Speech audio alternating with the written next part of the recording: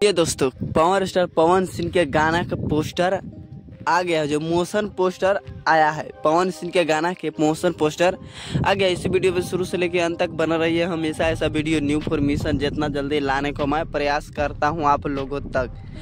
पवन सिंह के motion poster मेरा music से आ गया है। सब टाइम सब रिलीज डेट दिया गया है कि 12 तारीख के सुबह 6:30 में रिलीज कर दिया जाएगा। और भोजपुरी इंडस्ट्री में धमाल और बवाल भोजपुरी इंडस्ट्री में मचा के रख देगा। और पवन सिंह के जब भी गाना आता है तो भोजपुरी में बवाल धमाल मचा के रख ही देता है भोजपुरी इंडस्ट्री में।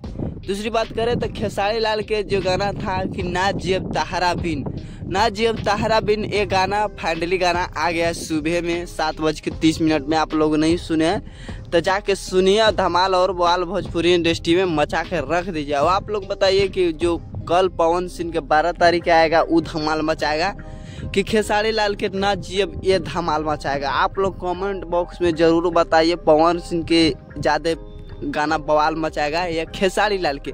और हम हमेशा ऐसा वीडियो न्यू फॉर्मेशन जितना जल्दी लाने को मैं प्रयास करता हूँ। पूरा वीडियो देखने के लिए धन्यवाद।